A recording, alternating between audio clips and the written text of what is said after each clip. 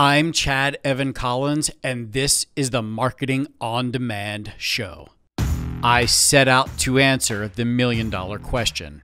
What is the biggest needle mover in your business, and what drives people to buy faster than anything else? Through selling over $30 million of my own products and services and setting 2 Guinness World Records for ticket sales along the way, I discovered how to move the needle consistently and quickly.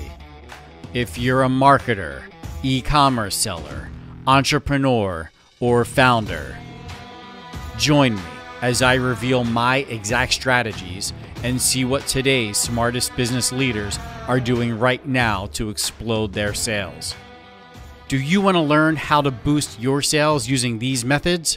Text the word DEMAND to 90851. That's DEMAND to 90851. Now, here's the show. Hey, what's going on, guys? It's Chad Evan Collins here, your host of the Marketing on Demand show, where I've boiled down online marketing into a simple formula anyone can use. It's a combination of awareness-based marketing and response-based marketing paired with urgency that equals marketing on demand. Now, I want to send you my free marketing on demand method. Just visit marketingondemand.com or text the word method to 90851. And as you know, we've talked about before, messaging and copywriting is a big part of marketing on demand, which is why we have the honor of being joined by Sean Vosler today. There's Sean. Sean is the founder of Increase Academy, where he turns mildly successful entrepreneurs into wildly successful entrepreneurs by leveraging the power of persuasive marketing. He's the author of the 7-Figure Marketing Copy Guide, which we'll jump into in a bit. I've got a lot of questions about that. Sean, welcome to the Marketing on Demand show. Dude, so good to be here. Really excited. And you really caught my attention with the way you framed the extremes of marketing, which is the direct marketing and then we'll call it like awareness, just like bringing those together. That's the secret sauce, man. So you are doing God's work as far as I'm concerned with marketing. So happy to be here. Excited to talk messaging. Just pleasure to talk with you as always, man. Yeah. So, I've got some questions about your journey into copywriting land, right? Because now you are an authority in that space, but it didn't start that way. In fact, I'll educate the audience a bit. You have a background in design, you have a background in art, and I'm wondering at what point, either in your education or your professional work, did you figure out copywriting and decide this is something I want to lean into? Nice. Yeah, no, that's a good question, because it was like you said, it's kind of a pretty long transition into that world. And in fact, I generally will tell people that I don't consider myself necessarily a copywriter. Like I don't pitch myself as a copywriter. I don't have a copywriting service. But the background where I started was in that world of web design, which I got into because I needed to make some money as I was learning design. So I went to school for literally a vocational school. The program was called digital design. So however broad you can make it, right? But what I found over the few years of kind of the grind of web design, just pulling in these clients, and I'm sure anybody who's listening who's maybe runs an agency that they focus on, maybe $1,000 to $5,000 websites. Yep. That's the world I was in for a very long time. And what I found was the happier clients, the ones that paid better and the ones that paid faster, had really good web copy. So they would bring generally either a copywriter in or they already had good copy, and I would set everything up and they would start making sales on the stuff I was building. Those were happy clients, right? And then I had the clients over here were more like we just need a website, like brochure, like please just build it.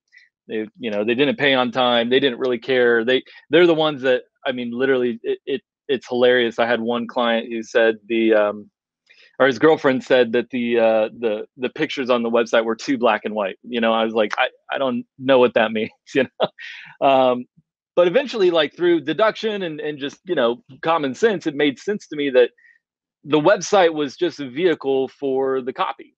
Seems logical, but at the time it was like eureka for me, right? So over time, just really figuring out that that was the key to happier clients, and then going more in that direction over time, it just transitioned into the website is just kind of like just an afterthought anymore. I still enjoy doing it, but the copy was the world that really started paying me the wages I wanted to make, and honestly, giving me a lot more fulfillment in that world. Kind of got rid of the feast and famine, as many people put it. You know, it's interesting, and this has kind of been a theme over the last couple of interviews of guests that I've had where they've seen a lot of work in whatever their niche is. They've learned what worked and what didn't work, and then figured it out and dove more into the stuff that worked. And instead of, I think the common thought that's, I like this, so I'm going to try to do it and become the best at it. It seems to me that there's a recurring theme that those that become the best in their industry, the best in the space, are those that have had a tremendous amount of experience compared to someone that's just starting, or compared to someone that just wants to dive in. Your experience of seeing dozens, if not hundreds of different websites that you were working on, right? Knowing what worked and what didn't work led you down the path of Eureka, it's the copy, right? Which now you get to dive into. 100%. Yeah, it's an interesting thing, because I guess when I was kind of venturing into this world, because I've been in the corporate web space, I've been just really online selling, all over the spectrum, and I guess when I was kind of getting started with what we'll call, we're going to put in quotes because I don't do any web design now, but that's kind of where it started. Yeah. I didn't even know that copywriting was a thing. Like, it didn't really.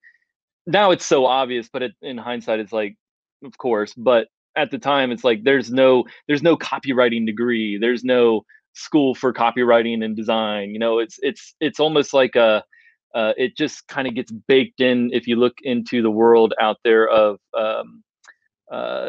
education. There's really, I mean, that I know of, there's no copywriting degree. It's like you can get a marketing degree, which is kind of holistic, but for as far as I can tell, it is more of a specialized language skill that comes out of necessity. And I mean, I would love if there were. That's part of why I put the book together, was just to make it more of a, like, here, take this information, learn it, and you can sell stuff online. All the dressing and everything, you can get that pretty darn cheap these days. The mechanics of the website, but the language, boy, that's something else. Yeah. It really is, and I love it. And being able to talk to guys like Kevin Rogers and Brian Kurtz about copywriting, and now talking with you about it, has been eye-opening to me. And it's interesting because in our business, in the live event space, we're constantly communicating with our audience at different levels, which we're going to get into, right?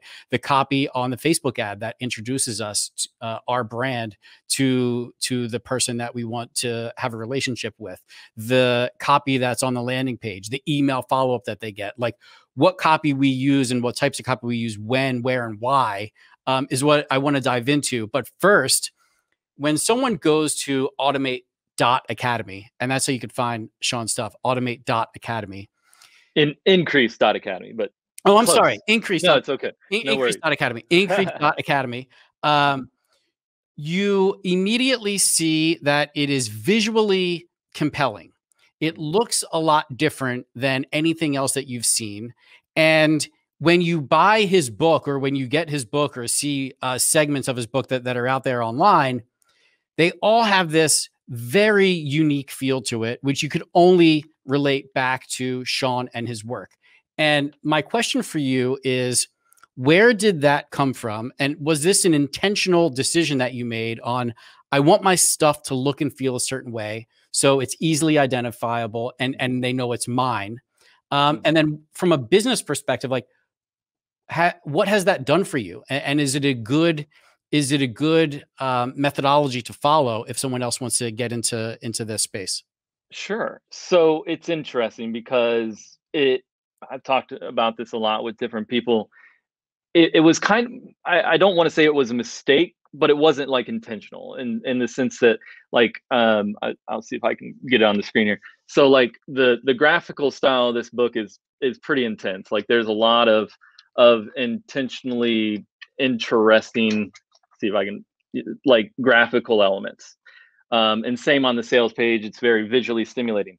But it's kind of like when you first get into copywriting, a lot of it is you write copy almost for yourself. Like you're your best demographic to write for, because you know yourself. I mean, at least your wants and desires.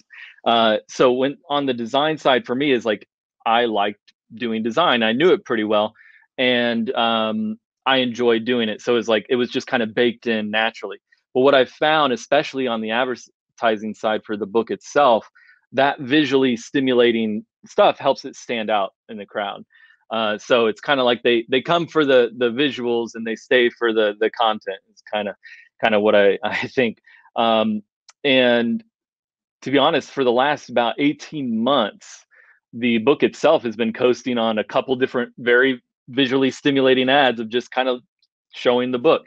So I don't think it's necessarily like a skill set a copywriter has to develop, but always getting to know like how visuals work with the graphics in any work is very important, because we're just inundated anymore, more and more notifications, imagery. So if you can draw them in with the imagery, you're going to be standing out a lot more than others. But I wouldn't say it's like a marriage of skills. If you like doing it and want to pursue it more, yeah, go out and learn more principles of it. I build all my stuff in like Keynote. You know, most people are like, what do you use Photoshop and all this stuff? Like, you don't have to be um, a major expert in design to do well with it. Just learn some of the fundamental principles, I guess, just like copy. Well, I'll tell you, your stuff is absolutely recognizable, and as you go through it, it is visually stimulating, and the step-by-step guides that you also have on posts on Medium, etc., Mhm. are useful. So even if you don't want to buy the full guide, I mean, Sure. go just check out Sean's stuff. All right, so let's talk about the varying types of copy, Mhm. where you use what and why. So when you're thinking about and really, and I want to know what you like the most. So when you're thinking about the Facebook ad, what are the elements from a copy standpoint in a Facebook ad that you want to convey to get them to the next step, which of course is going to be the sales page? So this is it's a pretty big discussion, but I generally try to boil it down to the instead of selling to like a demographic and even a problem necessarily, um, try and figure out a situation that you want to sell to. So what I mean by that, like for my book, for instance, I don't have an ad that says you should learn copyright and get this book on copy. The situation I market to is entrepreneurs who know that they have either a great product or service that isn't selling as well as they know it could. Right. So that's the situation they're in. They're an entrepreneur. They may have thrown up. They probably invested like hundreds, if not thousands, of hours into a product or service or some kind of thing that they made to sell, and then they put it online expecting people to buy, and they're like, "Why isn't anybody buying this?" Right. It's And not then converting. yeah, it's not converting. And to them, like, because I've been there, the gut reaction is, "Oh, my product must be bad or my service must be bad. Like, people don't get it."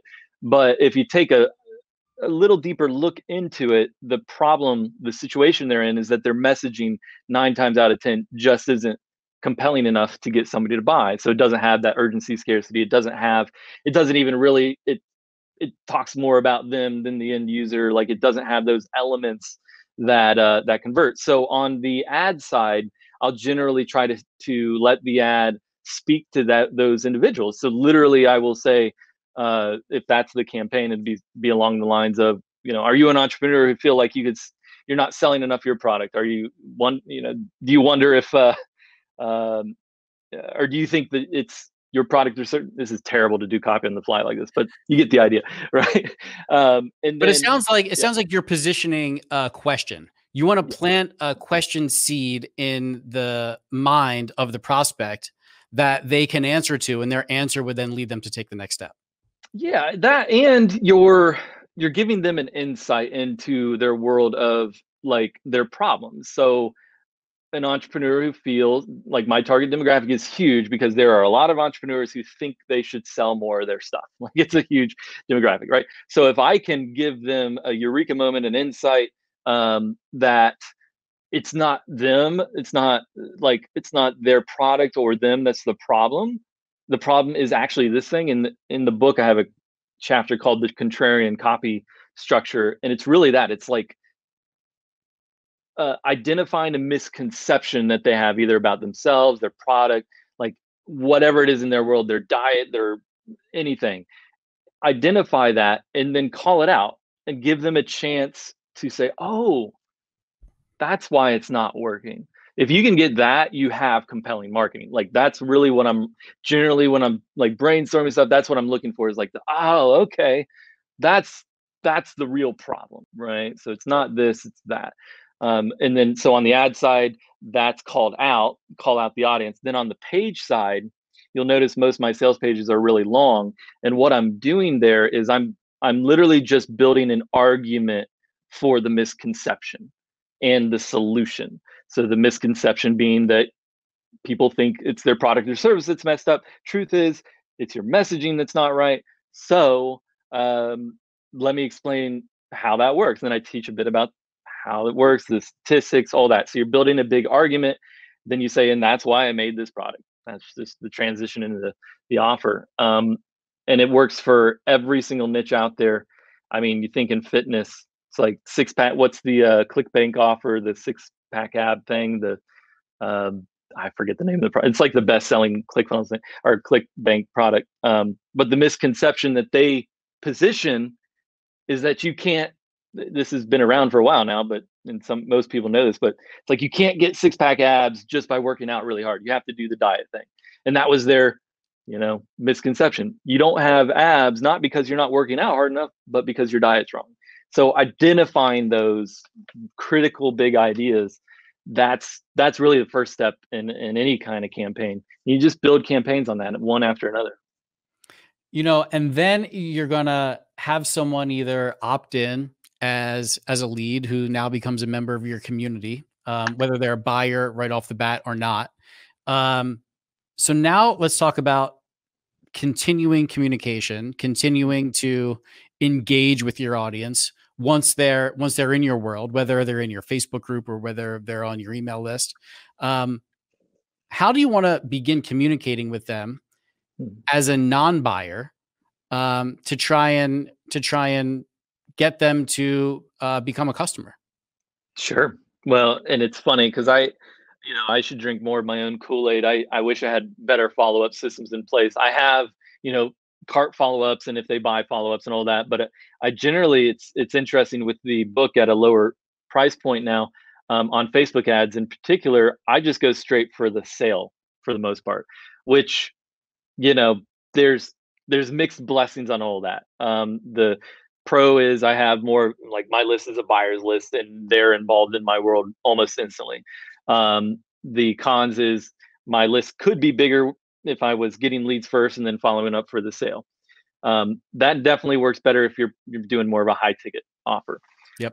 But in general, and what I do with clients a lot of times, especially in like the $2,000 price range, the follow-up is generally, let's say if it's a webinar, you want them obviously to get to consume the content, whatever it is you're giving, whether it's a free lead gen webinar, VSL, until they've gotten to the point that the offer is made in the video webinar, VSL guide, whatever. You need to just keep talking up the guide, like get them, let the video and stuff do the work. Don't necessarily sell directly from the email, especially in the early stages. You want to sell the consumption of the content, because what's happening generally in our marketing is we're transforming a mindset about a issue related to our product so that we can position our product as the solution. And so in our follow-up, we're answering, or we're re-inviting them, giving them a chance to watch the video more, and you can use different tools to measure, especially with webinars. It's really straightforward if they've made it to the call to action, because we as marketers know a lot of times if we opt in for a webinar, we're going to get sold something. 90% of the population, maybe 80, no idea what's going on. And we don't want to assume that they know we're even selling anything unless they get to the point where you do the pitch. And so many marketers go right out the gate trying to pitch in the email and follow up and buy now, urgency, all that. Where if you can like if you get a webinar converting to 10%, keep them on the web, like keep getting them on the webinar. Don't even need to pitch hard. And then you can tie in some of that urgency scarcity thing if you want to do like an evergreen launch model, all that technical jazz. But really, it's just build an argument, make it foolproof. And then another thing I think you'll appreciate is after they know something is being sold. So let's say they make it to the call to action, or it's just like 10 days later in the funnel and you're done sending them content, you want to sell something. At this point, you can go a little more direct marketing and just list objections answered. Like those are the emails. It's like, Susie doesn't think she can start a home business. Here's why Susie was wrong. You know, like stuff like that, right? Like you're just answering those questions that are preventing them from buying. And then last but not least, urgency, scarcity, give them a reason to buy now. Yep. And stick to it. So if you're giving a discount, hold it to that amount of time. Then if they're still not interested, then they're probably not a good candidate to buy. Yeah. And when some people sometimes get confused on the whole scarcity and urgency piece, and for the layman, it's like, remember when Groupon would send you a deal of the day and then it expired at the end of the day and that was it, and how they were able to drive so many sales so quickly. Think about how you could implement something like that in your business, and sticking to it, I think, is the main thing. Because if you make an offer in an email and you say it expires tonight at midnight, and then people are going the next day and the offer is still available, then they're going to know you're full of it. And the next time you try to use some scarcity and urgency tactics, it's going to fall short. One of the big takeaways that I just got from that, Sean, was how important it is for your prospect, or your person in your community that didn't become a customer yet, to consume your core content. Oh, you often hear about, make sure you have a core offer. What's your core offer, right? It's like, what is the thing that you really want the majority of your audience to buy? What is the product or service that you really that you identify with as your core offer? On the other side of that is, what is your core piece of content that you need people to consume in order to want your core offer? Yeah. And then you have to do everything you can to get them to consume that content. And typically, if the offer isn't converting, it's because the core content piece wasn't good enough, right? And that's a part that you can tweak over and over and over again. So if you want to keep going back to your community, back to your list, to get them to want your core offer, you can continually make changes to your core content. Exactly. Yeah. So your big picture, your big idea, if you want to use that term. Yep. That's really like the thing you want to try to plaster on your wall somewhere when you're writing copy. Like keep it in front of you and keep kind of going back to it at different angles, tell stories about it, do testimonials about it. Because like if you think about it, just using copywriting as an example, if I just marketed to copywriters and I just spoke to copywriters, I could probably sell a decent amount of books. It's a smaller niche. They already know they need it. It's a pretty easy sell. However, if I want to tap into, like literally I was looking at an ad today, an audience size on that I'm targeting on Facebook is 320 million. And as of right now, it's converting pretty, let's see here. 7 sales today. Wait, no, that's not 11 today so far on a 320 million with a 2x ROAS, which means just it's doubling its money. Yep. So it's a super broad audience. But I'm literally I'm trying to sell the idea of copywriting, right? So for anybody listening, think of what the idea behind your product or service is, your core, because what you're selling really is a solution to a problem in a world. What's that world? What is that area? How can you better define it for them? And how are you going to be the one to help them in that world, whether it's diet, mindset, entrepreneurial space, whatever. your content will position you and your product as the authority. And something just really practical people can do to get better at writing like content pieces. Go go back to English school a little bit, and on Amazon, buy some books on writing essays and building arguments. I'll just be honest, over the last 2 years, I've really, especially with writing the book, like I've had to revisit just how to the basics of writing, building an argument, how to write a paragraph that makes sense. It's surprising how like a lot of like early stage copywriters, I'll read their stuff, I'm like, this just doesn't even read right as a normal piece of content, much less copy for a website. So if you go back and just focus on the basics for just like a month, you can just way improve your copy. Like I bought a book on essay writing for high schoolers, and I was like, eureka, like freaking A, I can I can pose a thesis, say the thesis is your big idea, then 3 paragraphs of freaking proof of your position on it, and then the last paragraph is the call to action. Like that's a 5-paragraph essay. It's a sales page, right? Go watch TED Talks, study them, because they are selling ideas. Oh, that's so good. And I love this conversation because I was talking to I'll bring Brian Kurtz back up. I was talking with Brian Kurtz a bit, and I was telling him how I was in remedial English classes all through school and through college, and he goes, Chad, he's like, I love your copy, right? And I said, yeah, I was never really good at grammar or anything like that. And we got into this deep discussion about, grammar and copywriting. What is your take? Sure. What is your take on that? Like, does grammar have its place in copywriting? And if so, where does it have its place? So I'm all for like using tools like Grammarly and stuff to like at least make sure your sentence structure is solid. I still couldn't tell you what a clause is. Like, English just doesn't make sense to me at all, to be honest, like from a logical standpoint, because it doesn't, right?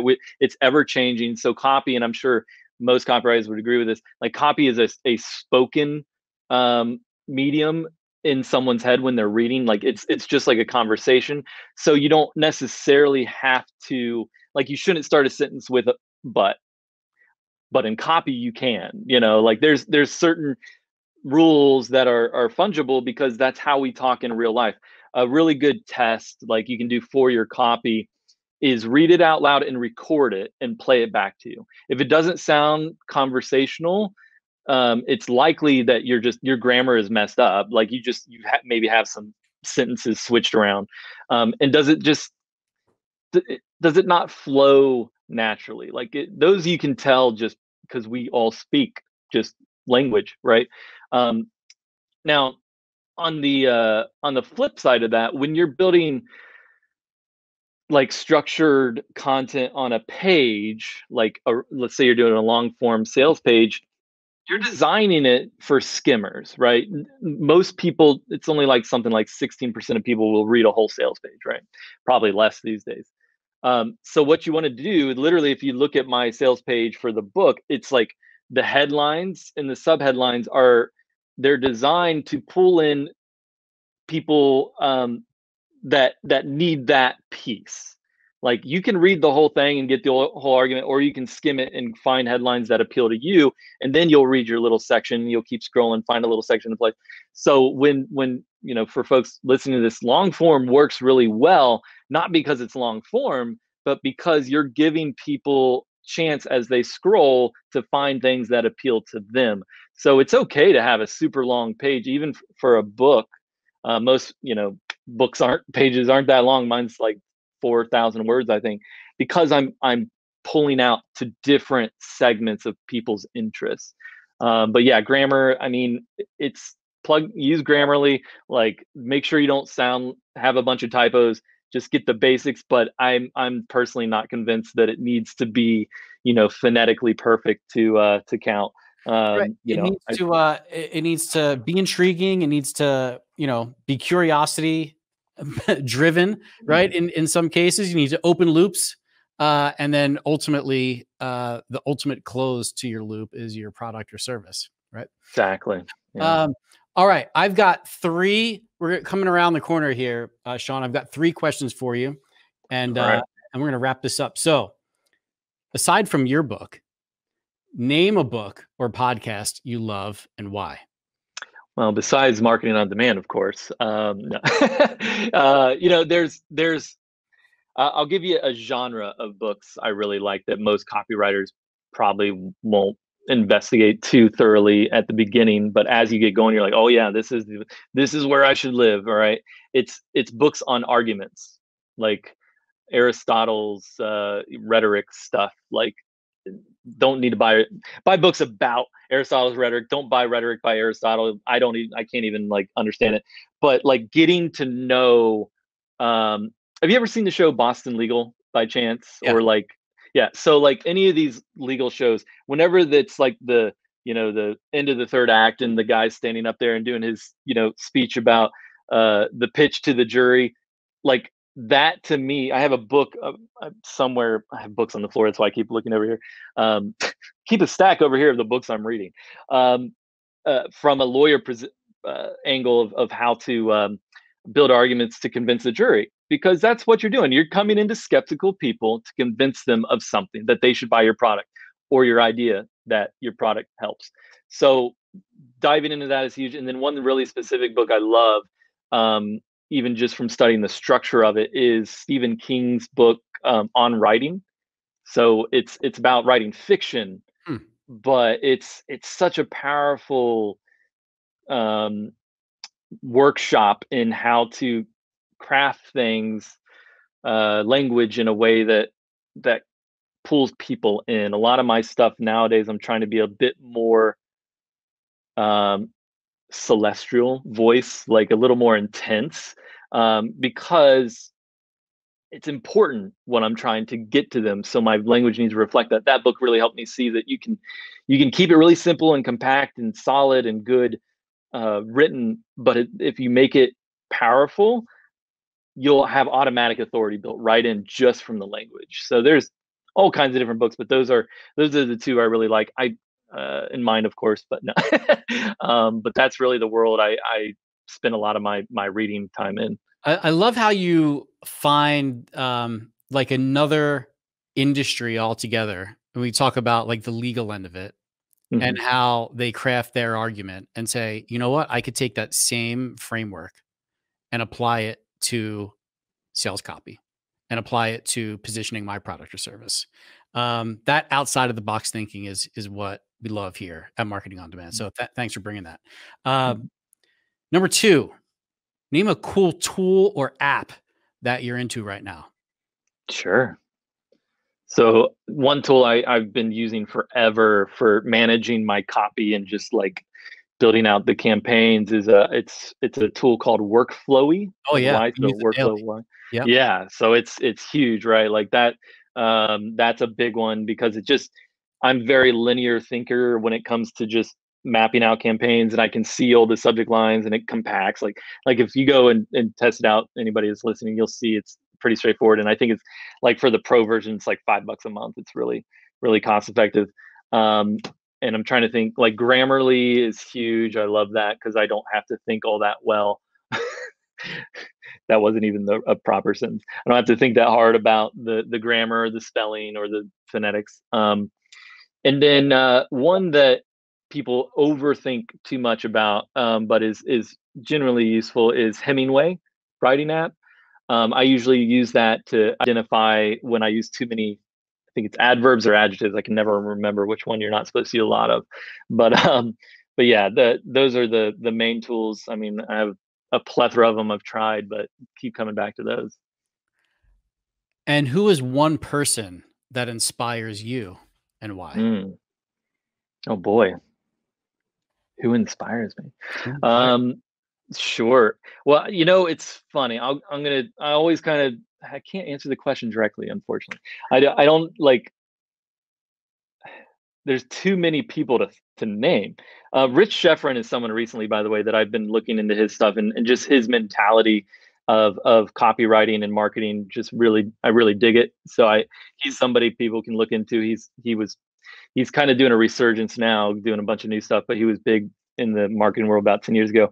But in general, I try and study anybody who I don't understand in the marketing world. Like, I got involved with Ty Lopez years ago because I didn't get it. I was like, why are thousands and thousands of people, literally hundreds of thousands of people, bought his 67 steps? And I was like, I don't get it. What's he doing? So I got involved, studied it, following that curiosity. If you see an ad, you see a product, like, follow it and pursue it to understand it so that you can add it to your, bag of tools. And how can we follow along? Where could we learn more about Sean Vosler? Oh boy. Yeah. Let's all get together. So I do have an open Facebook group. If you just search Smart Leverage, kind of a name of one of my brands, I guess. You'll find it. There's about 10,000 members in there. It's generally where I will pop out, content regularly and interact with people. I do live streams in there and stuff. So if you want to connect with me, that's a good place. And then, always you find me in there on Facebook and stuff too, to follow along. Sweet. Sean, thanks so much for coming on the Marketing on Demand show. Dude, it's been a pleasure. I really like what you're doing, and let me know how I can keep supporting it. Appreciate you. Sweet. So listen, I want everyone to check out the Marketing on Demand method and formula for free. So just go visit marketingondemand.com or text the word method to 90851. I'm Chad Evan Collins, and this has been the Marketing on Demand show. Hey, real quick, if you enjoyed this episode, please let me know by rating this podcast and leaving me an honest review. If you found this episode useful for your business, take a screenshot and tag me on Instagram at chadcollins.me and use hashtag marketingondemand. That way, I'll be able to see it and repost it. I also created a guide of the top 40 ways people are using marketing on demand strategies and tactics in their businesses. And I want you to have it for free. Just text GUIDE, GUIDE, to 90851 and I'll get it right over to you on demand. Until next time, I'm Chad Evan Collins, and this has been the Marketing on Demand show.